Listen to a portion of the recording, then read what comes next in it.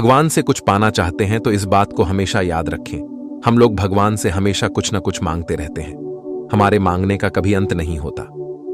कई बार हमारी मांगी मुराद पूरी होती है तो कई बार ऐसा लगने लगता है कि प्रार्थना बेकार जा रही है, भगवान हमारी सुन ही नहीं रहा है। जबकि सच यह है कि भगवान हर किसी की सुनते हैं और सभी की झोली भरने की कोशिश करते हैं। भगवान बुद्ध के एक शिष्य ने कहा, प्रभु, मुझे आपसे एक निवेदन करना है।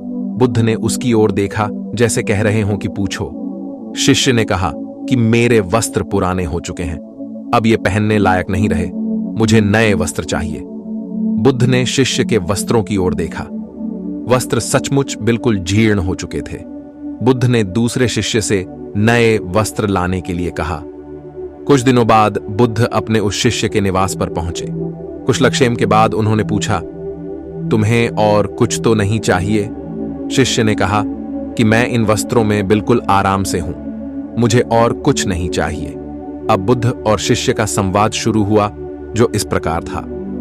बुद्ध, अब जबकि तुम्हारे पास नए वस्त्र हैं तो तुमने पुराने वस्त्रों का क्या किया? शिष्य, मैं अब उसे ओढ़ता हूं। बुद्ध, ओढ़ने के पुराने वस्त्रों का क्या किया? शिष्य, जी, मैंने उसे खिड़की पर लगा दिया है। बुद्ध, तो क्या तुमने पुराने पर्दे फेंक दिए? शिष्य, जी नहीं, मैंने उसके 4 टुकड़े किए। रसोई में उनका इस्तेमाल चूल्हे पर से गर्म पतीलों को उतारने के लिए करता हूं। बुद्ध, तो फिर रसोई के पुराने कपड़ों का क्या किया? शिष्य, अब मैं उन्हें रसोई साफ करने के लिए प्रयोग करूंगा। बुद्ध, तो रसोई के पुराने वस्त्रों का क्या किया?